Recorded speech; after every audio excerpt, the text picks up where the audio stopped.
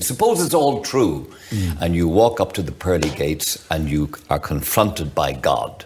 What will Stephen Fry say to him, her, or it? I will basically, what's known as theodicy, I think. I'll say, bone cancer in children? What's that about? How dare you?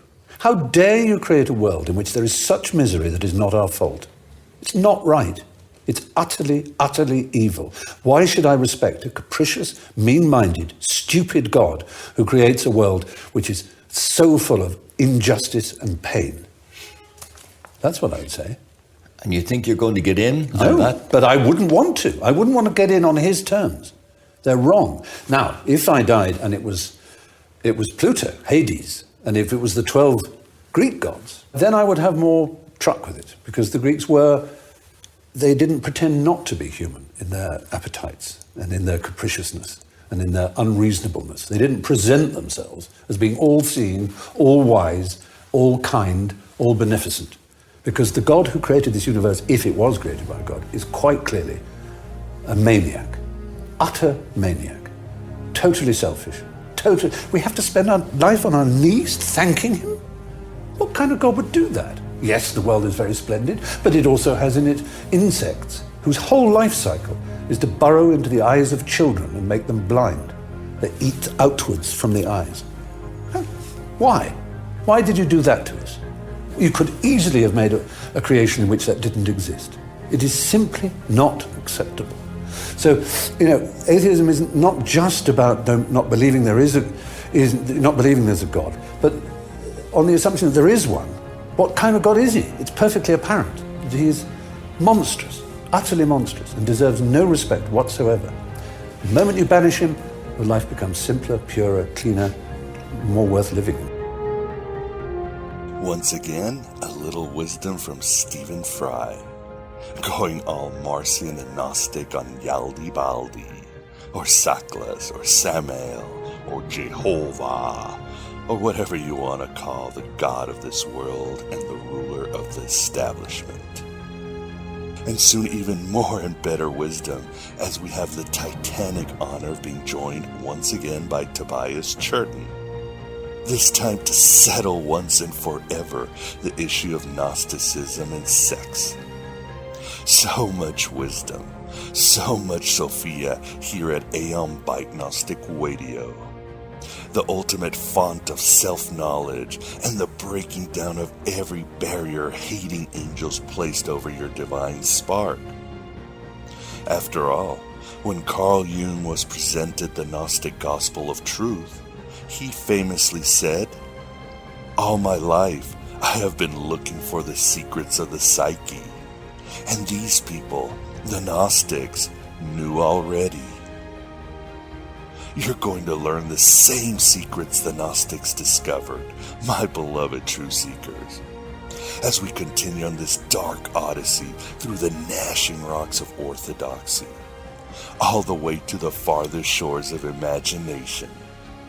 There is no limit to what you will be able to do. By the power of truth, I, while living, have conquered the universe.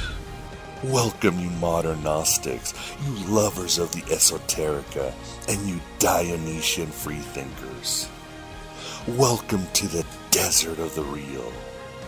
Welcome to the machine and the means to escape it. Jung also famously said, "Every human being is an attempt at a human being, a throw from the depths." I am not a number. I am a free man.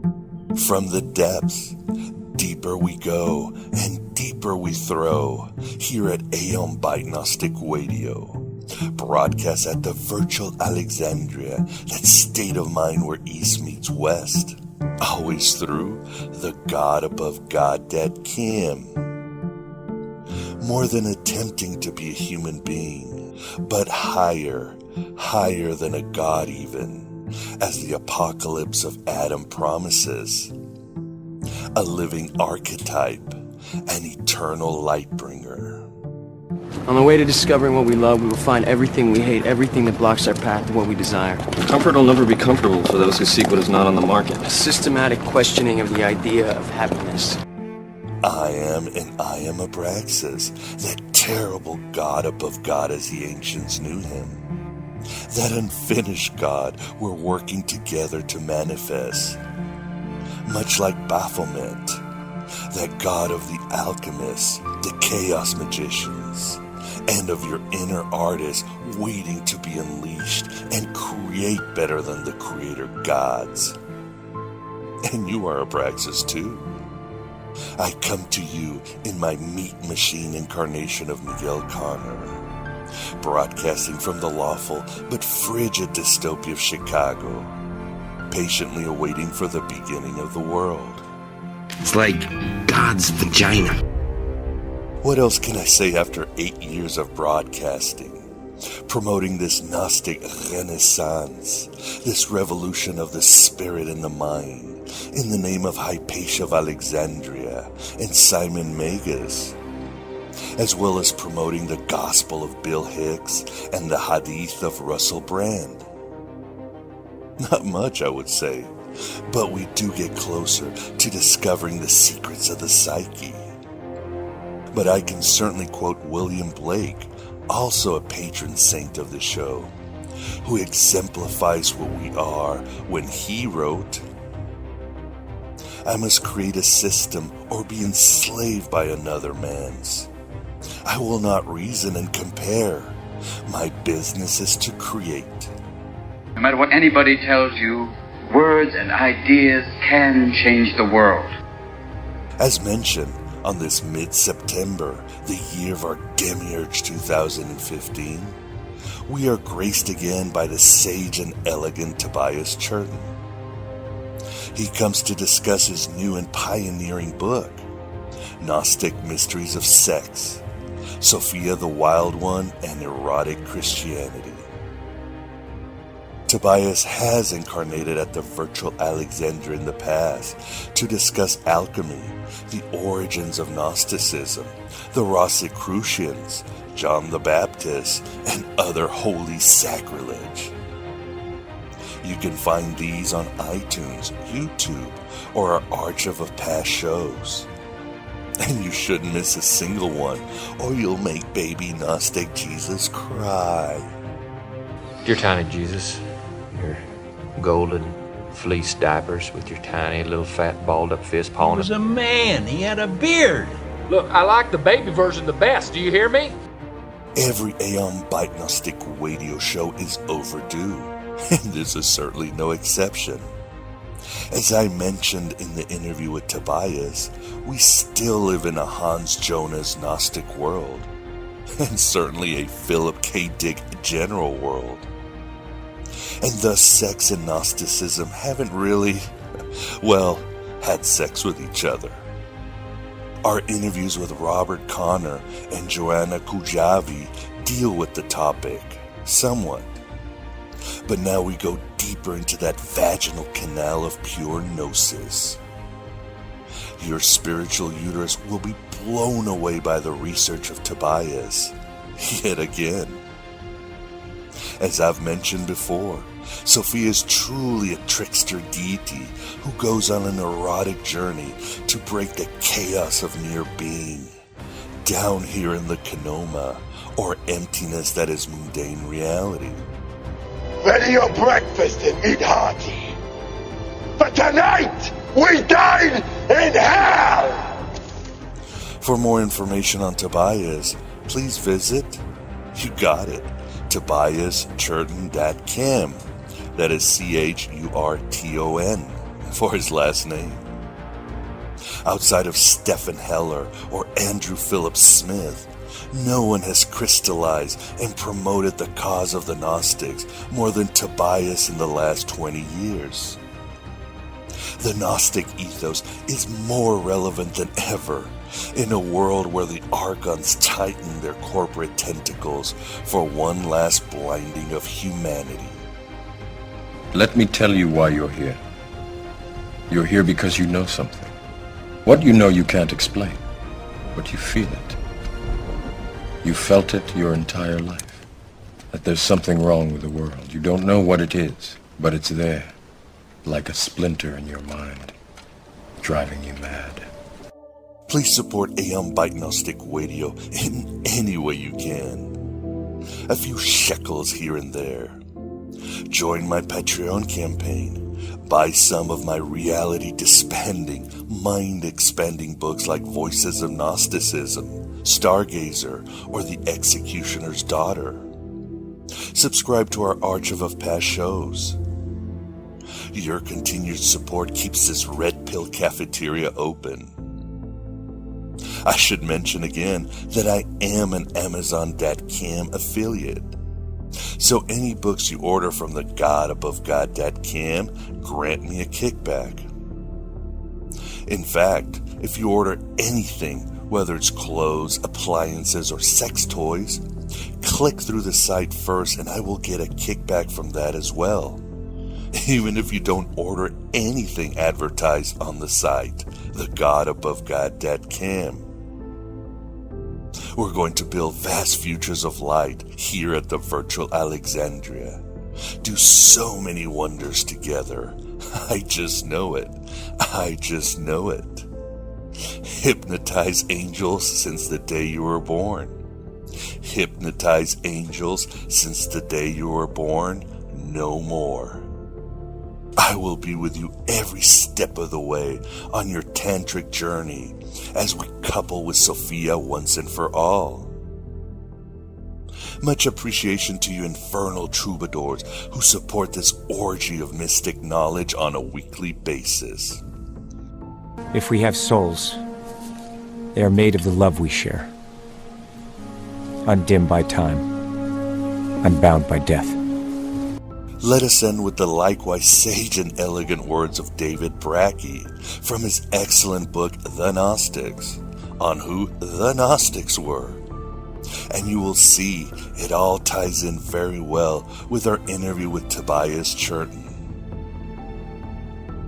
The Gnostics believed that the human intellect could experience gnosis, that is, acquaintance with God, within this mortal life, however fleetingly. They portrayed this experience primarily as an ascent to higher knowledge that was both intellectual and cosmic.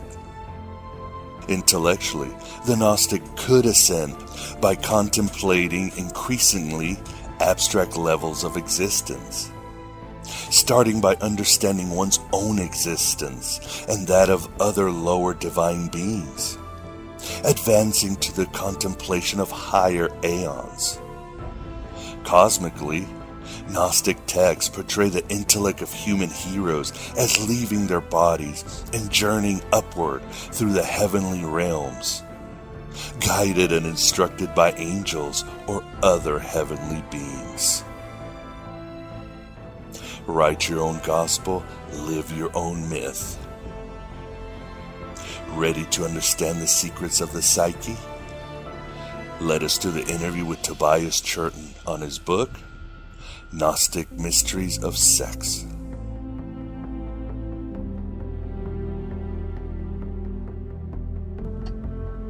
Sometimes the devil allows people to live a life free of trouble because he doesn't want them turning to God. Their sin is like a jail cell, except it's so nice and comfy and there doesn't seem to be any need to leave. And the door's wide open. Till one day, time runs out. The cell door slams shut. And suddenly, it's too late. This is the Aeon Byte interview, and with us we definitely have the pleasure of being joined again by Tobias Churton, this time to discuss his new book, Gnostic Mysteries of Sex, Sophia the Wild One, and Erotic Christianity. How are you doing today, Tobias? Very well, thanks, Miguel. Delighted to be here.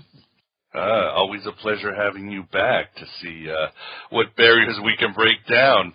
So as I mentioned before, when the call was at the Gnostic Countercultures, and April DeConnick started by saying, "Are we still living in a Hans Jonas world?" And that's interesting because, as you mentioned in your book, Hans Jonas had no time for what the Gnostics were doing on a Saturday night. It was irrelevant. And at the same time, you really can't blame scholars because the primary sources does put the Gnostics as teetotalers, basically. So I guess the question is, why did you decide to write the book? Well, in this case, it was a request from the publisher. I was feeling very well disposed to them, and I said, well, it's something you'd really like that I could get my teeth into as a sort of a way of repaying a sort of debt. And he said, well, I'd like to know, the gentleman concerned, John Graham, said, I'd like to know about Barbelo. I said, that's a good one, because I've got a theory on that, which I'd started to adumbrate in my book on the Gospel of Judas, some years back in 2006. So it gave me a chance to get right back in there. And then when I thought about it a bit more, I thought, well, why don't we take on all the difficult stuff and extend the whole thing to exactly how radical were the radical Gnostics. Instead of eschewing the harder stuff that's been difficult to swallow, many scholars have tended to avoid, when dealing with say, the Nag Hammadi library, I feel. Why not get into all the dirt of it and sort it out and see, relying more on the heresiologists' writings about the Gnostics than the Nag Hammadi library, which has become very familiar to people and in a sense Bowdlerized with the sort of Mary Magdalene cult stuff, which has tended to be highly selective and for my money, a bit prissy about Jesus and the Magdalene and all this. And I thought I'd ask myself all the hard questions and see if I could answer them.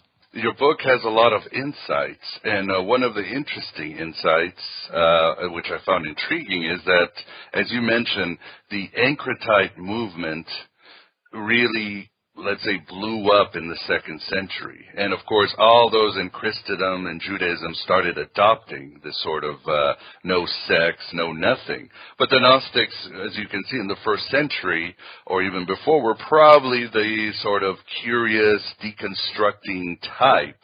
So do you think this is what happened? Why suddenly these texts, the Nag Hammadi 3rd century texts, just became very dry and, again, very conservative? I think we do have a problem which has been ignored and misaccounted for, if I may say.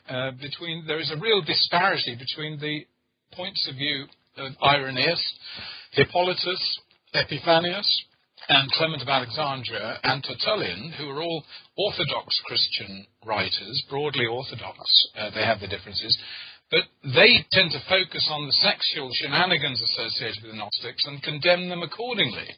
And then people have become aware of what Hans Jonas himself said, here are the Gnostics talking with their own voice, as he used to speak like. So the Nag Hammadi library, which appears to be a corrective to the Orthodox teachers, and yet this corrective text where we have entire, not quoted Gnostic writings, but entire writings, don't seem to match up to the libidinous, sex-orientated material that you find in especially the 2nd century heresiologists. And this has never been, in my opinion, properly accounted for.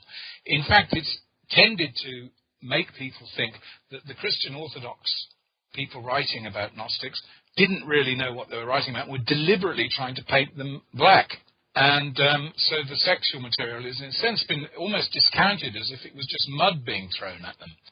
Whereas my reading is, in fact, while the heresiologists did not properly understand or represent some of the Gnostic groups they were dealing with, which were quite specific groups, they were quite right to say that these people regarded the sexual doctrines as primary to the means of transmission of the gnosis.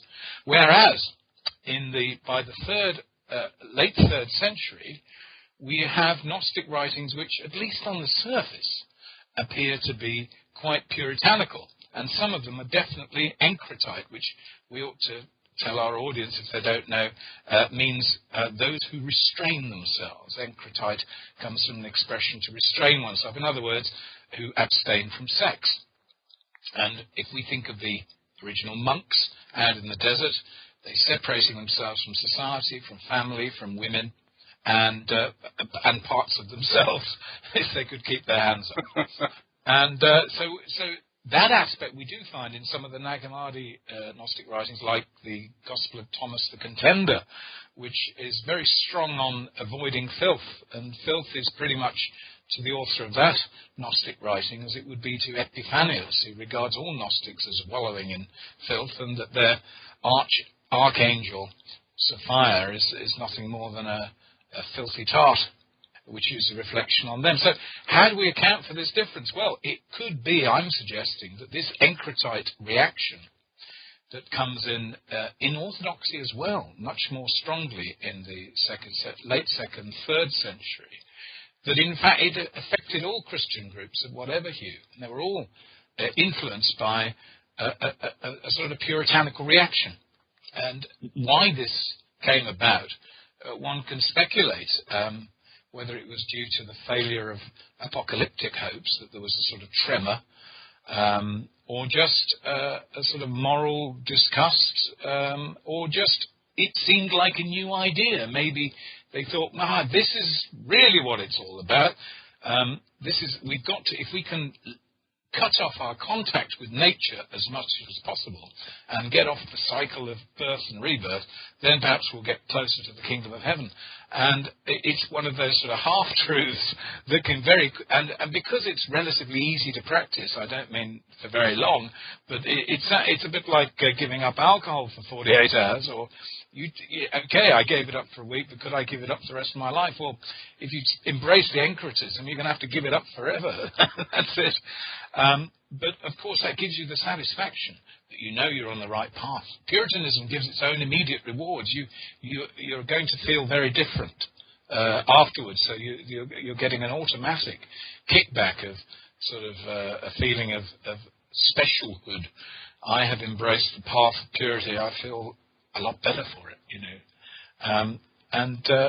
It seems to chime in with the gospel of goodness. But where we have problems is, what does it do to the gospel of love, which involves a certain amount of human contact? Tobias, and let me know your thoughts on this. Also, I talked to John Turner recently, and he was more or less speculating the same things you have, and your book addresses this. But he said, for example, you have philosophers like Celsus and Plotinus, who basically start documenting what the Christians and the Gnostics are doing. And they're right. We can cross-reference that. And both start talking about the Gnostics and their libertine ways. And as we both know, unlike the insecure Irenaeus or Tertullian, these guys had no reason to lie. I mean, they were it. So don't you think that's a very interesting, what you might say, clue right there? Yes, but I don't think this encrotite tendency, if we can call it that, we're not in a position to call it a movement yet. I think it would have affected different groups in different ways. I think some of them, a next generation of a group might have started to modify some of their understandings. But one feels that there were other groups, I think we could safely say off-white, Nicene groups that really weren't interested at all in this this new Puritanism, and so I think that would have isolated such groups even more, and you might have had to travel a good deal further to find them. Epiphanius, writing in the late in the mid 4th century, he said he had to go to Egypt to find some really wild Gnostics, you know, which was a bit of a jaunt. Whereas Irenaeus is generally writing about groups operative in Rome and in the south of France. So it may have been that there was a sort of split in the Gnostic movement as a whole, but we don't have really enough information to do more than speculate about that sort of detail. And Tobias, doesn't this really start with Simon Magus? I guess if you could say Jesus was the Paul McCartney of his era, Simon Magus would have been the Mick Jagger. So he's the one that started out free love in Christianity, or back then. I think Simon Magus is going to come back. one way or another. And, you know, he was, I think because of the explosive power of the Nag Hammadi publication in 77 and Elaine Page's books and my TV series and all this emphasis being given on the academic attention being given to the 52 books of Nag Hammadi library, so-called, we've tended to forget and almost nullify the traditional understanding, which was, as you are suggesting, Simon Magus was the protogenitor of this movement. That was always the belief of the church. And I don't think anyone, any of the heresiologists or any theologian ever stood up and said, no, it wasn't him. And of course, that was, for me, I found probably the most exciting part of my book was when I got my teeth into Hippolytus's account of two works attributed to Simon Magus, which was the Great Announcement, and then a very long title book which we can shorten as pretty well the Great Revelation. And I found there some extraordinary, and a discovery. Hippolytus had reported the contents of these books as if he was giving an account of a philosophy. And he's actually, what he's actually writing without realizing it is that a complete itinerary of sexual magic, such that we didn't see formalized really until the early 20th century with the Ordo Templi Orientis and men like E.C.H. Pipesman and Theodore Royce and Aleister Crowley. So I was able to locate authentic sexual magic practices in Simon Magus. Now, whether Simon himself had begun this, we still can't say, because these documents were written 150 years approximately after Simon's demise. How Simon died, we don't know, but legends say that he came to a bad end showing off in Rome, but the accounts differ so markedly that it may not have been so at all. But Simon's a fascinating character because he lives out his Gnostic myth in his own relationship with Helen, the whore he finds in the Tyrian brothel, and makes her his equal partner, such that people who claimed that he and her were their founders of their movement used to have pictures of them, icons of them in their meetings. And wouldn't it be marvellous to see what to find a couple of these one of these days? It would be quite remarkable, wouldn't it? But whether as I say, they were actually following a tradition set up by Simon, or whether they decided, as Gnostics do tend to do, they will pick on the bad guys or the ambiguous characters from the scriptures and say, oh, that's our fellow, you know. They were rather good at that. I mean, the woman taken in adultery, the Gnostics were interested in her. They were interested in Judas. They're interested in characters from the Old Testament who appear to go against the grain, or as they would say, outwit the demiurge. So it may be that Simon was just picked on and then the tradition was built over him. But there are other indications. The Clementine homilies, for example, written in the very early 4th century, say that Simon was a disciple, was a co-operator with John the Baptist, which is a fascinating idea, and that he was in Alexandria when John the Baptist was executed, and for that reason didn't become the leader of John's Baptist cult. Now, where the author of the Clementine homilies got this fascinating tidbit is anyone's guess. It's an extraordinary thought that Simon Magus may originally have been part of a broader Baptist cult. And it's very interesting that he's called the Standing One. And it's said that fire cannot burn him. Now, if we look at the beliefs of the Mandeans, who, as you know, still survive, having been persecuted in modern Iraq, as we have lived while we're breathing, and you've got some Mandeans in America, and there's some in Sweden and England, and these people are I believe, the inheritors of the Baptist cults associated with John the Baptist and with Jesus. And for them, their hero is John, and they call him the Standing One as well. This idea of the one who stands is a very, very important symbol. And he says fire cannot burn him. And the same things are said about Simon.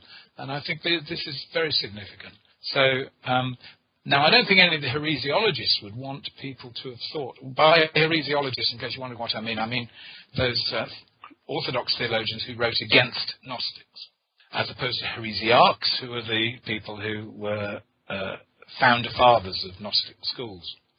But I don't think the heresiologists wanted people to think that this gnosis went back to the times of Jesus and Paul. They wanted to present it very much as a novelty, a stupidity, a silliness, a culpable deviation.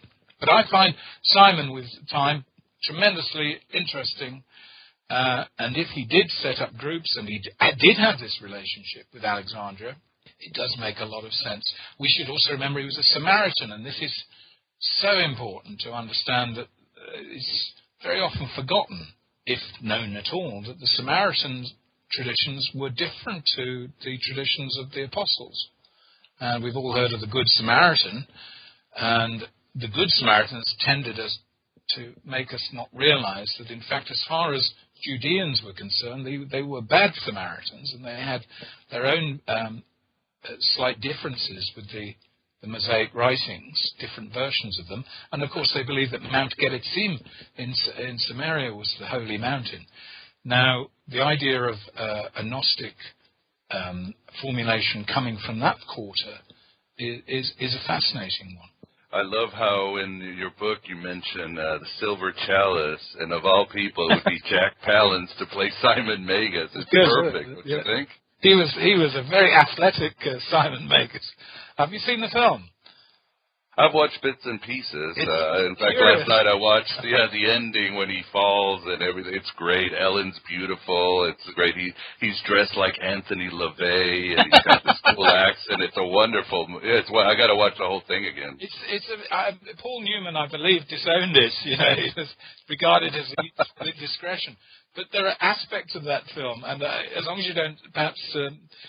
It isn't the robe. It's not the Quo Vadis, but it is a fascinating, heterodox, strange thing to come out of Hollywood in, I think, 1954 was when it came out. It just shows that there was still some imagination active in some executives' room in Hollywood at the time. I'd say it was a noble failure, perhaps like Simon himself. Exactly. And Tobias, so why don't we get to the question of why would these Gnostics be having sex rites in those days? Because as everybody knows, if you read some history, pagans were also extremely conservative, so were the Judo-Christians, so was the Judo-Christian matrix. What were they looking for? Do you think as they talk about the Carpocratians, it was some sort of tantric, let's get rid of our karma sort of thing? I think it's, in a way you could say, it's only in a way, but in a way you could say these are different reactions to the primary parable associated with Jesus, which is that the sower went forth to sow, and some of the seed fell upon good soil, and some of it was swallowed up by the world. And I think Gnostic commentators were fascinated. The Gnostics were disposed to consider that this holy seed, rather than being, as Orthodox people think about it, as being a message that roots in the heart, they rather were thinking that this sperma, this seed, was in fact the means by which the essence of the gnosis is transferred through time. And they were disposed to think that genetic inheritance was involved fundamentally with a primal tragedy. Primal tragedy being the sundering of the divine pleroma, the fullness of God, the divine being, which has come about as an act of miscreance or cheek or deviation on behalf of wisdom. And wisdom effectively becomes a tree which grows out of the depth of the liquid pleroma, if you think of it as an ocean.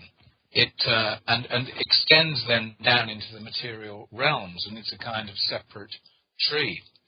But it has fruit, and this fruit is the seed.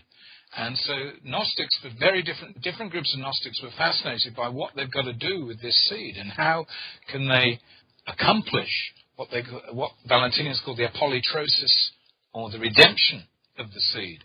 And so while Valentinians were concerned that their children, their seed of their loins, grew up to be good Christians, and therefore they believed that a very good sex life oriented towards spiritual objectives was vital for the Christian couple, man and woman, so that they could have, in other words, put it very simply, while they were making love, their minds must be fixed on sacred imagery, so that this sacred aspiration would be imprinted on the being of their future child. So they had a romantic and spiritually objective sense of sex in the Valentinian, strictly Valentinian groups.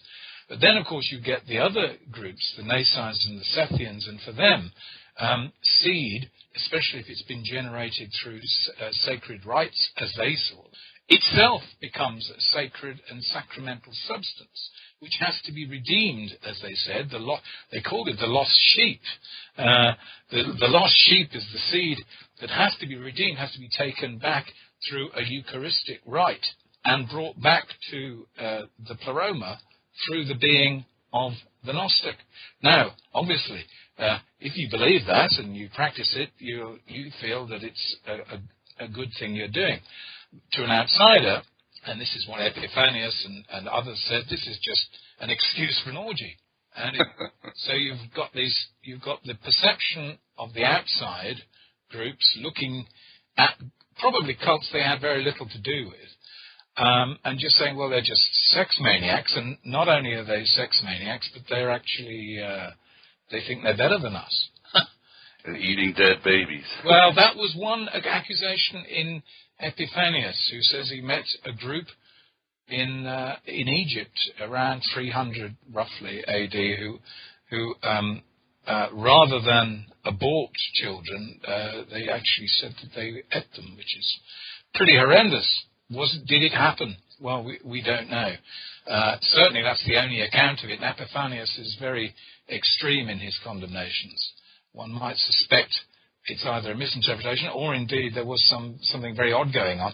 But certainly that would have been a culpable offence by Roman law, I'm sure. And I'd be very surprised if there were no other accounts of it in trials.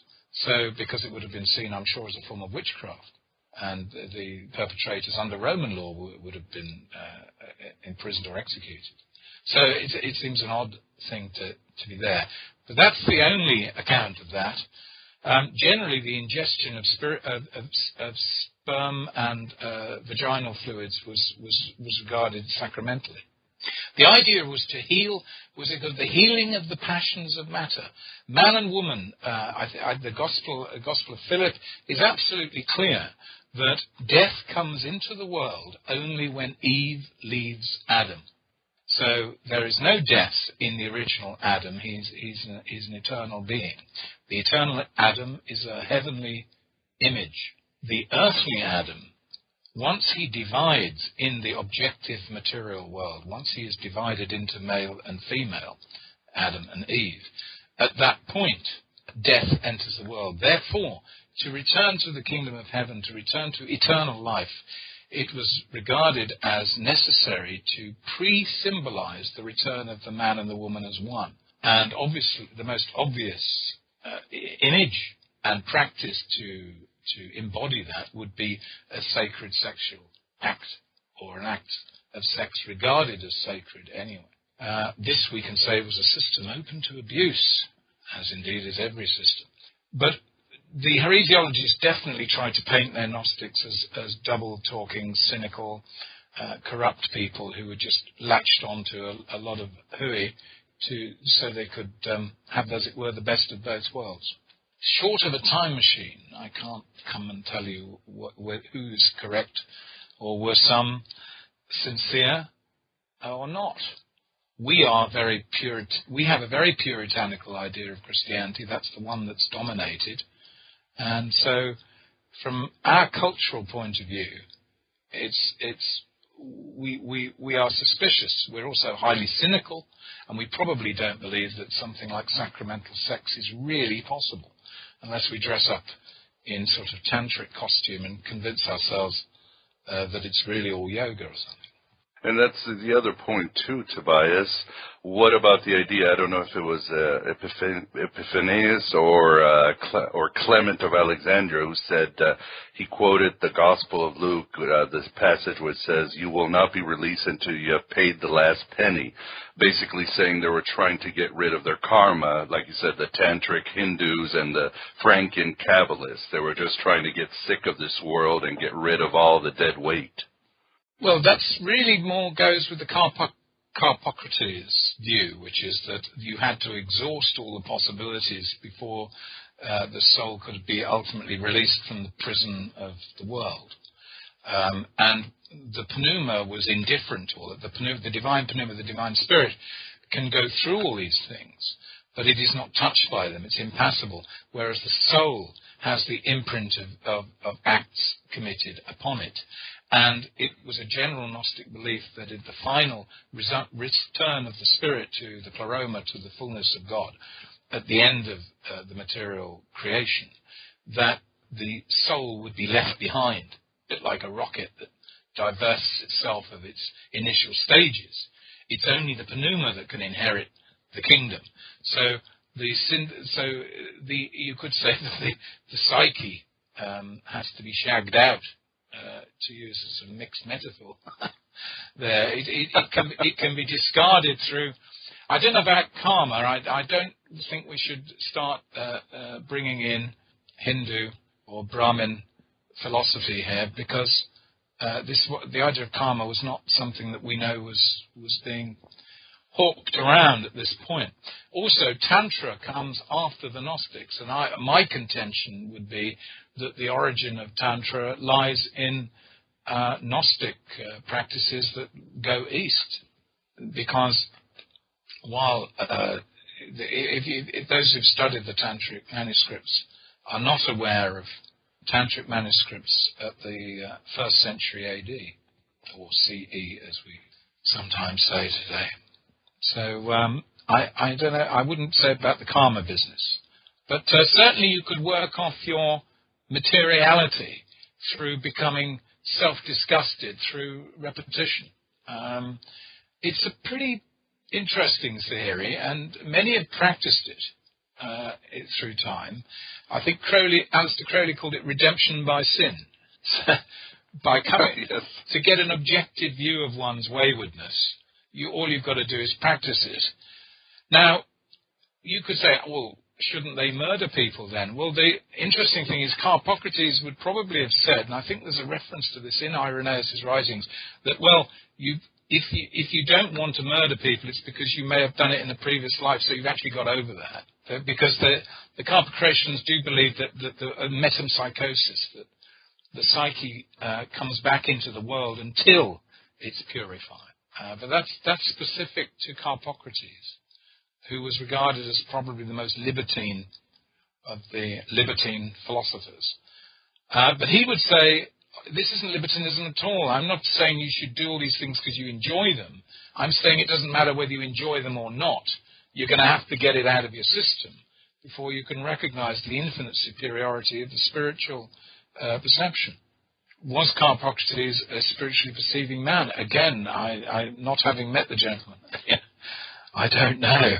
But his contemporaries rather thought but we only have the writings of certain of the contemporaries, Tertullian was a hell of a good advocate. He's a lawyer, North African lawyer, and he was a brilliant, we would say, piss taker out of the Gnostics. I mean, he was like the Monty Python.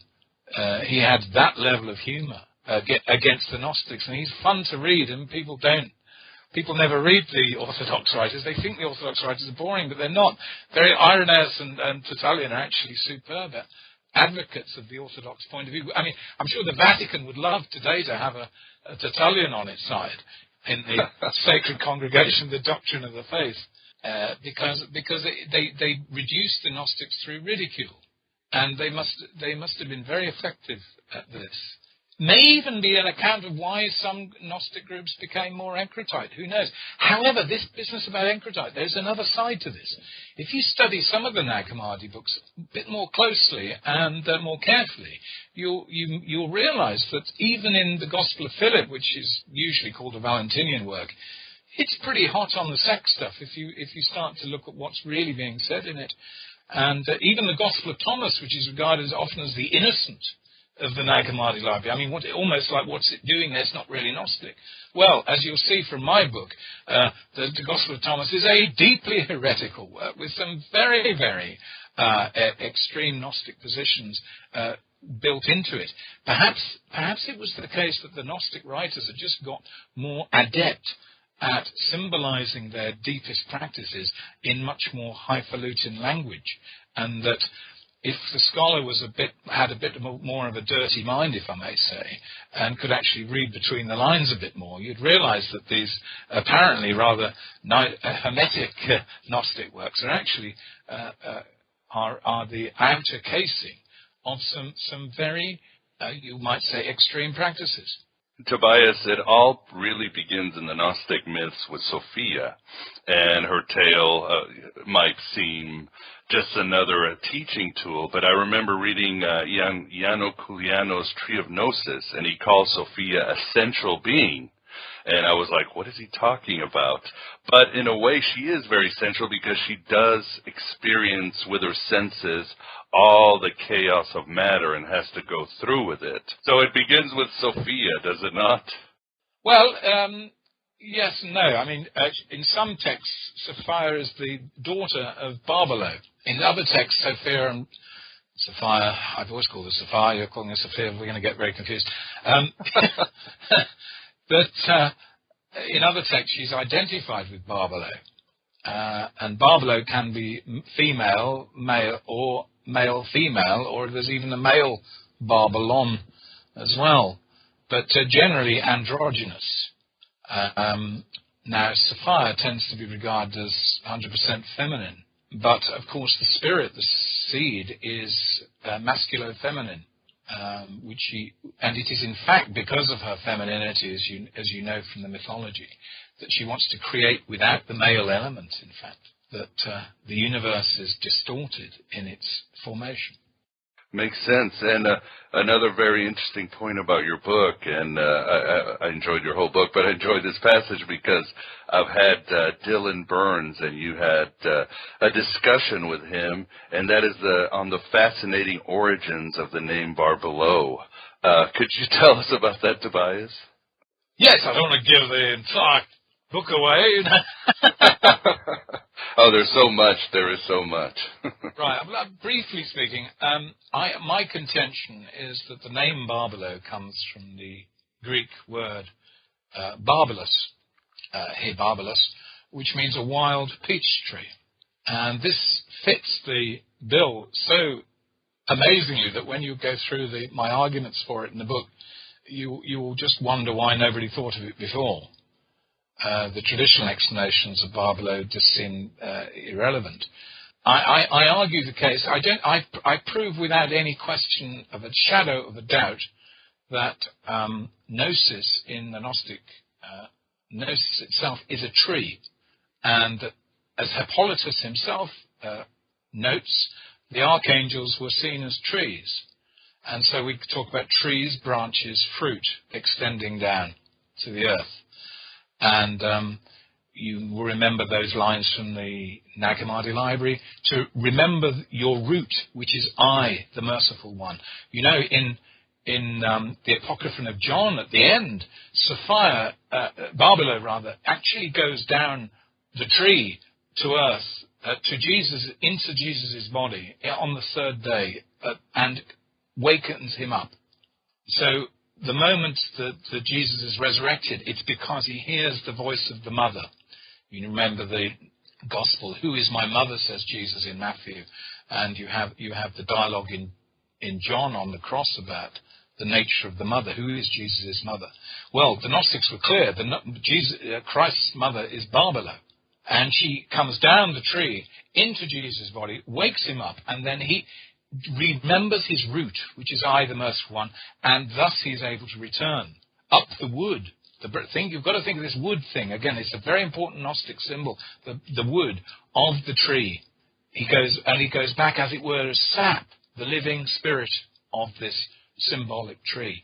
And when we talk about Jesus hanging on the tree in the Gnostic writings and being a fruit of the pleroma, or the fruit of the tree, this is what we're talking about. Jesus nailed to a tree is the tree of Gnosis in the world. And he has two bodies. And this has been very much misunderstood, and I go into this as well. The two-body theory, which you get in the Apocalypse of Peter, where Peter has said, you see that one who's hanging there, and so on. There's a distinction of the two Christs. And he says, you see the one here laughing on the tree, that's different. And it's usually attributed to Docetism, i.e. that Jesus' body was illusory, because he was actually a spiritual being and made no real earthly contact. But I take the view that it's in fact Jesus has the inner, or we would say today probably astral body, which can be separated from the earthly body, and that people are only interested, he says, that people only see this one body on the tree bleeding. That's the one they see. That's the one they're interested in, but they're not seeing this body, which is the spiritual body, which is on the tree of Gnosis. This is a fascinating viewpoint of the Gnostics, which has not been made clear, I don't think, in the literature. Yeah, that's really fascinating. And for the listener, definitely you'll find more of Tobias's argument and expansion in Gnostic Mysteries of Sex. So now, Tobias, could you tell us how this Gnostic view of passion, the unification of the two into one, man and woman and so forth, sort of evolved, or you might say survived, through the Cathars, the Troubadours, and then later on William Blake? Well, I do. I mean, you have this Sophia tradition, Lady Wisdom, going right through the history of late pre-Christian Judaism. I mean, it's there in Alexandria in the 1st century before Christ, and it carries on wherever people are sensitive to the image of wisdom as a feminine figure. You have people waking up to the idea that you can access a heavenly kingdom through a purified love of men and women, which is symbolic. And in the Troubadours, it took me a long time to really come to terms with what Joséphin Péladan had written in 1906 in his book, The Secret of the Troubadours, which is basically that you are, the woman, the lady, is an image of wisdom, of the lady, of the divine, wild wisdom, and that at a certain this extended love service is not dedicated necessarily to the physical level. It has to go through a purification, which must have been quite nice for some of the ladies who became the object of this devotion, and I'm sure some of them just thought, will you please let me off this bloody pedestal? But I think there's definitely something in this. I think that the tradition of the 12th century Troubadours has something of this sexual liberation, what can I say, sexual wisdom about it. And it's in our romantic tradition, of course, and it always was adulterous love. It was not love that could be held in marriage, because in those days, as it is in large parts of the East today, marriage is in fact a disposition of property, and that property includes the female, who is passed on to the care. One slightly sniffs at that, to the care of the male, and so it's not marriage we're talking about. Romantic love is always outside of property arrangements. It's a spiritual thing.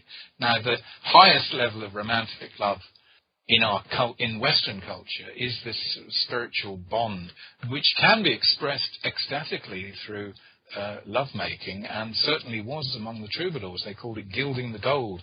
If you actually got to eventually go to bed with your loved one, that was like, wow, that was a tremendous sort of experience, as you would think so after waiting so long, And I'm sure the women, the cultured ladies of the Languedoc knew how to play this game very well. Oh, I'm sure.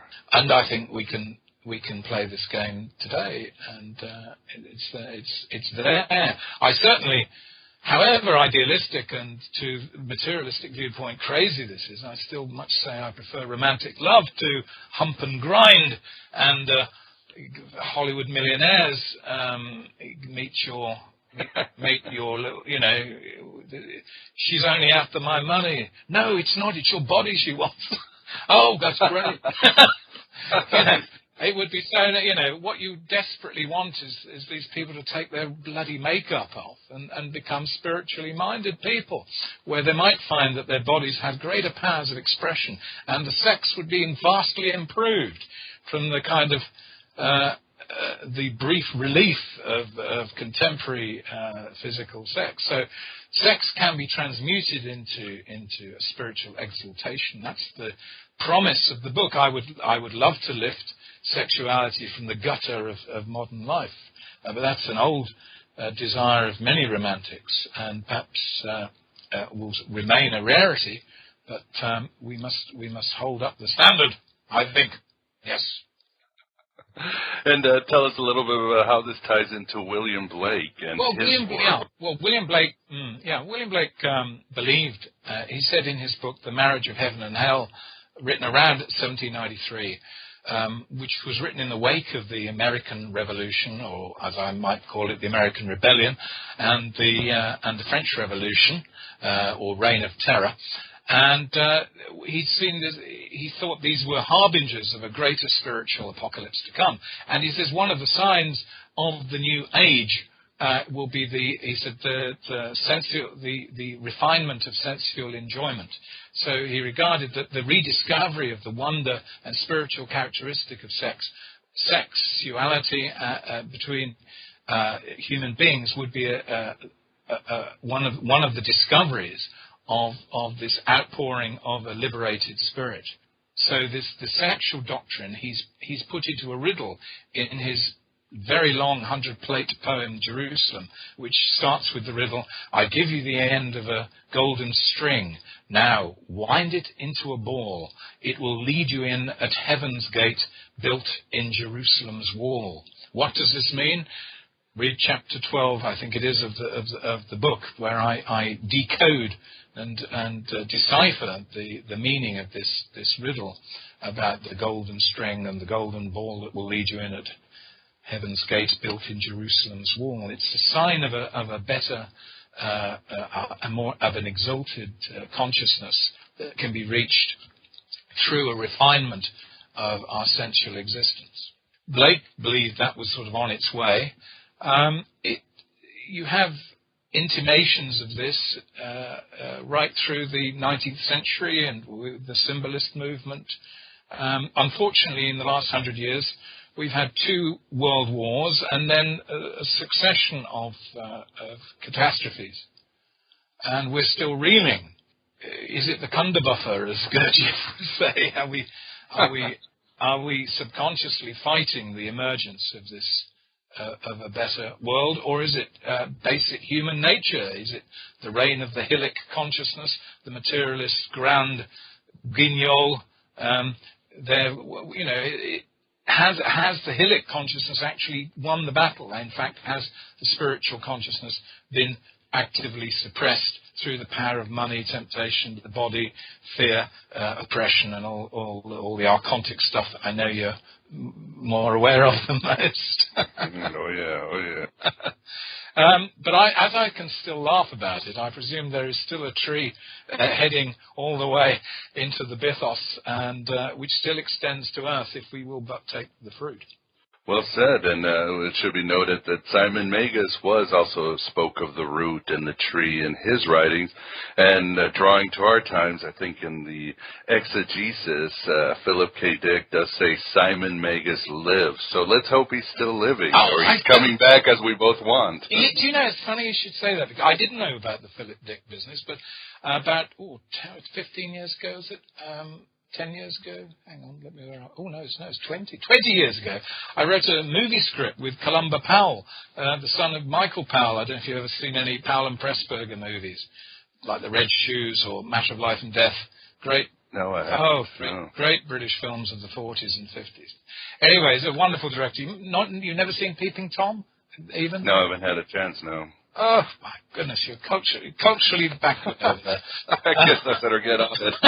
Anyway, Columba and I wrote a script called The Gatecrashers, and it was about Simon Magus has got the secret of time travel, and he turns up in the 1920s at the Victorine Studios in the south of France. In 1926, at the time, Rex Ingram was over there after he just made Four Horsemen of the Apocalypse for MGM.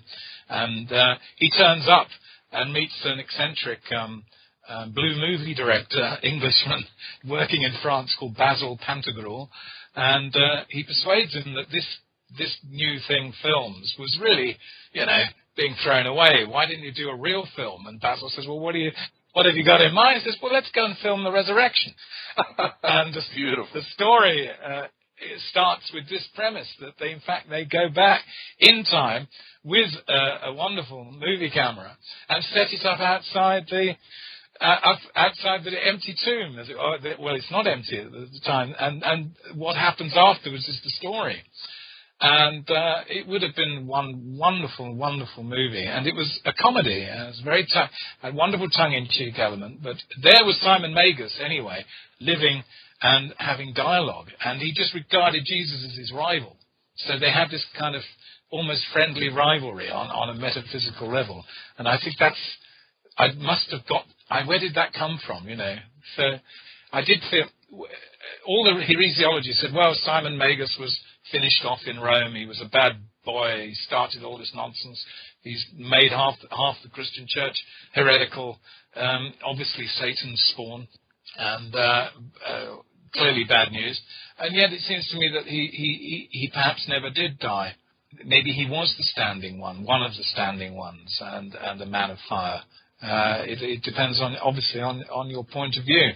I wouldn't be writing this stuff if I didn't feel that the Christian church needs to understand. By the Christian church, I mean the entire culture that is informed by the revelation of the need for love and understanding and spiritual aspiration, and that obviously the Gnostics have still a great deal to ignite us with.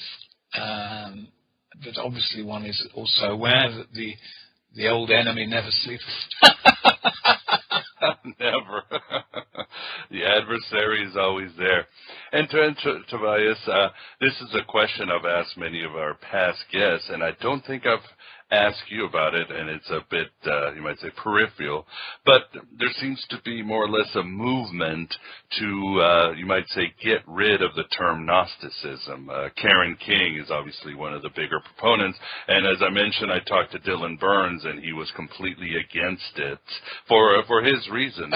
What do you think about this, about removing the term Gnosticism? Yeah, he was against removing the term or against the term?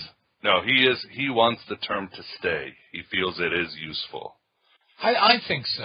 I think it is. And, okay, what would you replace it with? The Gnosis? Christians? That's it. Well, there is that point, isn't there, that by referring to Gnosticism, it makes it easier for the Orthodox to exclude these insights or, as they would think, deviations from the church. But I'm beginning to wonder if we might be closing in at a certain point where it could be the other way around. Should we be using the word Christianity? Because when we really mean Gnostics,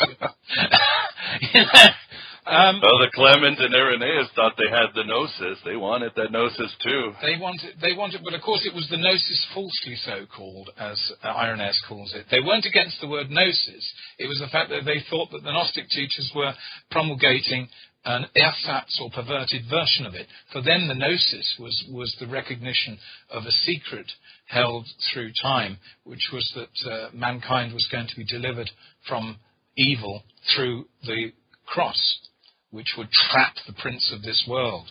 Though I think the many Gnostics would have said, yeah, absolutely, that's exactly what happened. Couldn't agree more, yes. But you haven't got the half of it yet, You only just started on the secret. There's a lot more to this secret than meets the eye. Gnosticism is a word that gets people talking. It's probably an ugly word. I don't like words with ism at the end. I mean, it's not pleasant. But when all's said and done, a rose by any other name would smell as sweet. It doesn't. I don't see it's a great problem. Even Gnostic, anyway, covers a multitude of variety of forms. I don't think it's going to help materially getting rid of the word Gnosticism. I don't use it very much. I mean, I'd like to know what Miss King's view would as an alternative. Do you know what you'd suggest as an alternative to it? No, I think basically Christian. It was all part of this Christian stew in the first few centuries. I believe Michael Williams in Rethinking Gnosticism wanted to call it biblical demiurgus. Oh, yeah, but again, the demiurgus. A horrible mouthful. Yes, I'll start with that, my mass. No, biblical demiurgus. I don't think they've really thought this deeply enough, perhaps. No, I think it's Gnosticism is a historic term. It's an historical scholar's term to describe what apparently, and I'm not sure it was, but what apparently was a movement, particularly in the 2nd and 3rd centuries. Though it's perfectly arguable that, remember the old book Gnosis in Corinth, that it was always around. You do have the problem that there were non-Christian Gnostics. And it's still possible, I think, to be a non-Christian Gnostic, as in fact the existence of Kabbalah, Sufism, and Zen Buddhism show. And the Yins. And certainly, yes, and the Yazidis. Oh my goodness, you get me on the Yazidis. Fantastic. I did a lot of work on the Yazidis in the last 10, 20 years. I think that, I only wish they took converts. You've got to be funny, but I think it's everything I read of the fascinated and intrigued me. Yeah, so I think if you said Christianity, then the Yazidis' view of Jesus is that he's an angel, which is rather nice, I think. The Sufi, the Al-Halaj, as you know, was very loving to. They saw Jesus as an incarnation of remembrance of the spiritual being. So I would like, obviously, in the future, Kabbalists, Sufis, Christian Gnostics, Hermetists, Zen Buddhists, alchemists of universal hue, to feel themselves as the spiritual body going through time with these traditions. I'm tending to use the expression Western esotericism more and more, simply because there was a chair established for that, which I have taught at Exeter University, and there's one in Amsterdam and another in Sorbonne. There isn't one in the United States yet, but if anyone's interested, I'd be very happy to set one up.